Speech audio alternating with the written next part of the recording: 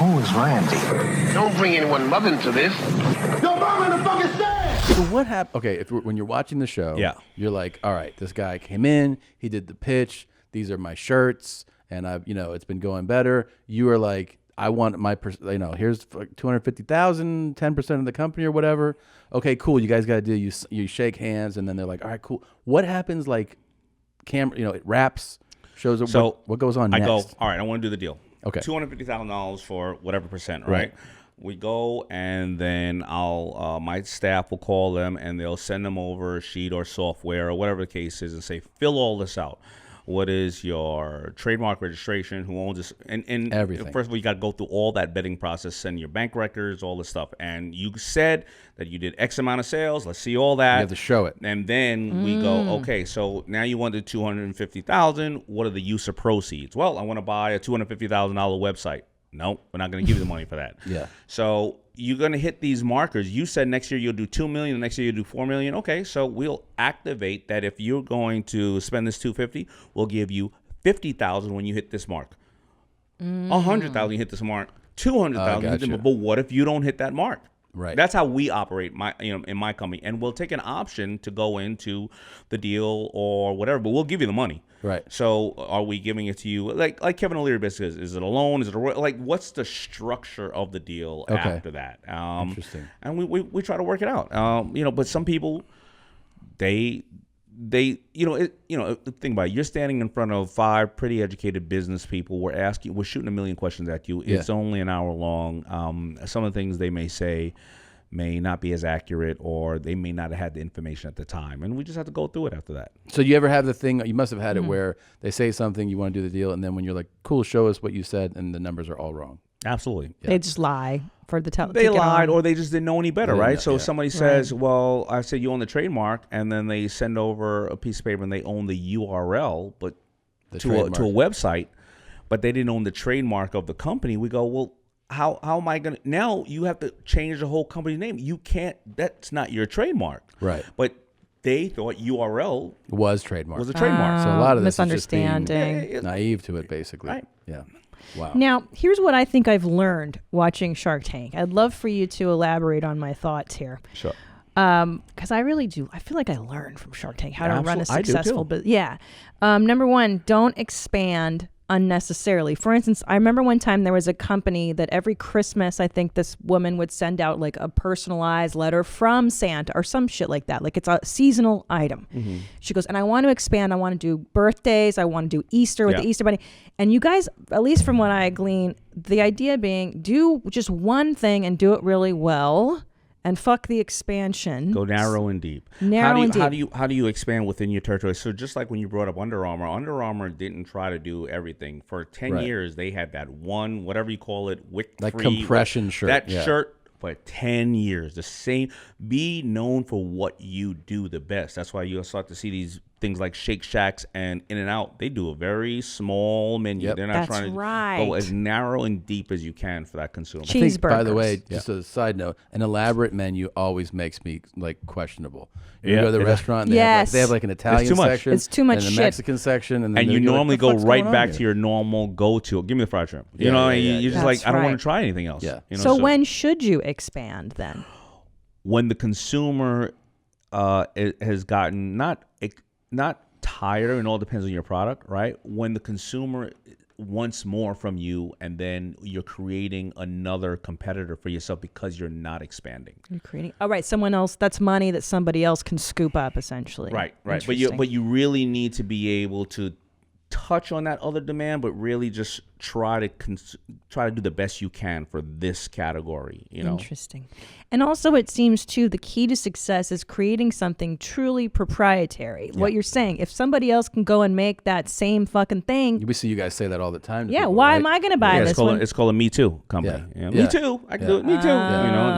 Like what is, it'll go against other philosophies about there's nothing new in this world, but what is the angle of the consumer that you're hitting? Bombas socks. There's nothing new about Bombas socks, but they took the seam out of the toe, and they made sure there was a social cause for it, and that's what drove them. The same as I wanted to be on hip hop sets. Yeah, they wanted to make sure that they addressed the market that was hurt and that felt that there was value, and so there's just a different angle. So the product can always be the same, but the angle and or the consumer can be a different consumer. Yeah. Interesting. And that's what makes it proprietary. You're putting a little different twist on it. I can't go make a Bombas sock because I don't know how the fuck these guys are doing it. Right.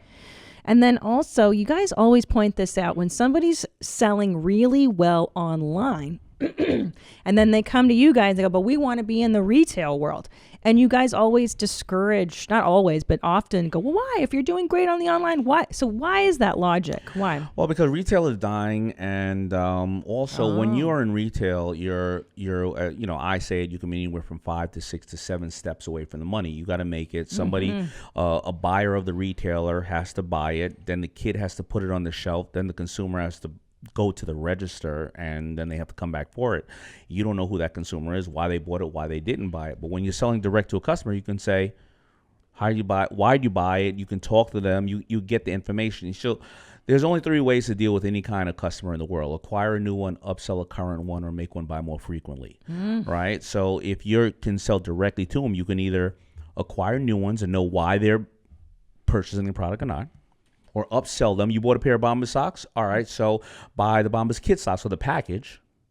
Or you may have a disposable product and you can say, buy it more frequently, Oh, brilliant. I love this. Well, I got that from somebody else. So it's great. And so what do you think goes into being a brilliant business person? What is the trait that you have that you think makes you good at this? Taking a lot of swings at things and making affordable mistakes, and failing fast and moving on from there. And then when being very humble with yourself and knowing that when you failed or in certain areas that you're doing really well at, know where you need help, strategic partners, know where you need to go, and keep educating yourself. Walk in the room like the dumbest person and keep saying, well, why does that work? Why doesn't that work? The people that say, well, I need $1 million and then I'll be good, and they're the first people that get taken to the bank. You know what I mean? Because everybody goes, oh, sure, no problem, I'll do that advertising for you. Give me $250,000. So it's really just rolling up your sleeves and knowing that you're gonna have to work harder than everybody else. And it's your own company. All you guys are super competitive too. I feel like you guys absolutely. This is real. First of all, I'm on TV and you're embarrassing me, number one. Right? So I don't want to be called the idiot that Barbara Corcoran with her, fake teeth, whatever she has, that she beat, right? Oh my God. Those teeth look so good, though. They are. She spent a lot of money on those bad boys, right? She lays them out right next to me. I'm just joking. Barbara, what about Mark? What's up with Mark?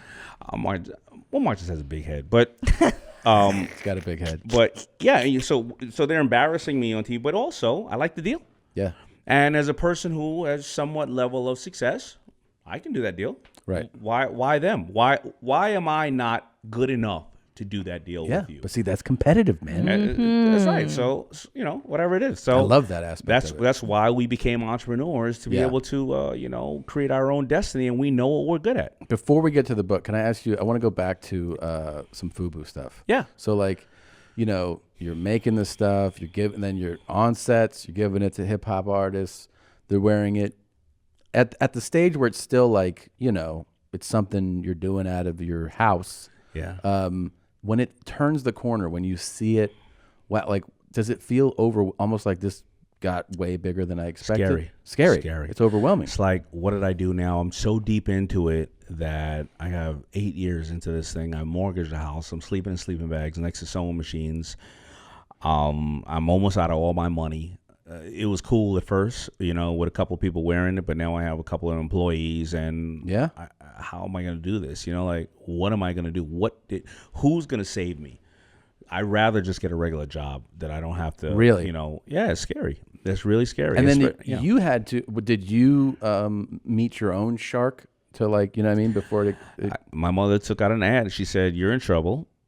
I'm going to take out an ad in the newspaper for you." And I said, that's the stupidest thing I've ever heard in my life. Don't do it. So, of course, she did it. And it said $1 million in orders need financing. 33 people called. 30 of them were named Pookie and Laquita and, Sal the Sausage. Mm-hmm. And but 3 of them were real. And one was Samsung's textile division. And they called. And Samsung at that time was doing about $150 or $175 billion, as a company, but they had these different divisions, and they were like, We see this stuff everywhere. We'll manufacture and distribute your clothes, but you still gotta market and do sales and design and all that and stuff. We said, fine. You know, any orders that we get in from the Macy's of the world, you guys will just manufacture and distribute it. And we said, yeah. So, and that's how it started. But I was probably about, I would say, 2 months before I would lose my home and file bankruptcy. Oh wow. my God. Wow. Yeah. How do you deal with, I'd have been homeless. Yeah. Yeah. How did you sleep at night? What did you do to get through that? What'd you say to your mom after that? Yeah. I mean, I didn't, you know, until I started really operating, you know, in my business and knowing finance, I didn't realize how stupid I was. I didn't realize I was in trouble. Yeah. Really? Yeah, because, you know, so I grew up in the hood, right? Mom and, you know, my mother and I, we got disconnect notices every week. We just thought all the bills came in a red envelope, you know? And so I didn't realize how close I was to being homeless. Oh. Wow. And sure, your mom really hooked it up by taking that out. Good old mom. Yeah. Yeah. That's wild. Damn. So then they do essentially what you do now. They gave you an offer for a percentage. It's almost like a bank. Yeah. They didn't take any percentage of the company. It's almost like a didn't. bank. They just made a percentage on the orders that were given over to them. So it's almost like, you know, what we call in the business today factoring. Okay.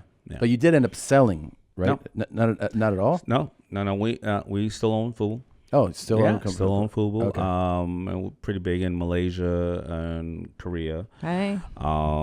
Japan, and we do some work out here in America. Wow. Yeah. Yeah, man. I mean, I think of FUBU, I close my eyes, I can remember being at Lakeshore Middle School. Like when I started seeing it, you know. Yeah. That's the memory is vivid, man. I love it. It's good to be a part of history. Know that you create a brand that globally is recognized out of your basement. You know, just a little passion and Unbelievable, man. Let's talk about the book for a second. Yeah. So was this your fifth? This is my fifth book, Power Shift. Yeah, Power absolutely. Shift. It's about taking back your own power. You know, listen, at the end of the day, what is the difference with all of us? It's the ability to negotiate.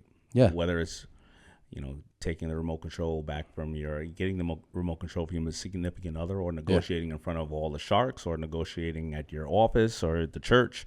And it's you know, I've been on a show for 11 years about negotiation. I've seen people come and go, and I've seen where the value is on how people have changed their lives purely through their negotiation abilities. But negotiation doesn't start the day that you come to the table. Negotiation starts when you create an influence, then you negotiate. And more importantly, after that, how do you nurture the relationship to get way more out of the relationship for both people, both parties? So I try to shift power to my employees.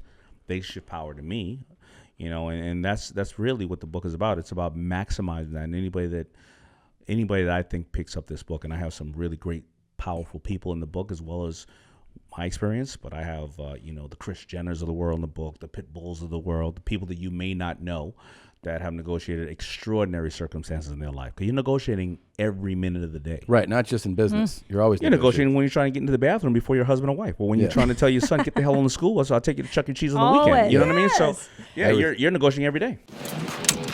Hello, and thank you for watching that highlight. If you want to see more of those, we have them. They're provided for you. So enjoy. Just do a deep dive like you're trying to study us. Click on these and subscribe. Hit the subscribe button, and then they'll just be delivered to you. And you can watch them when they come out. Please do it.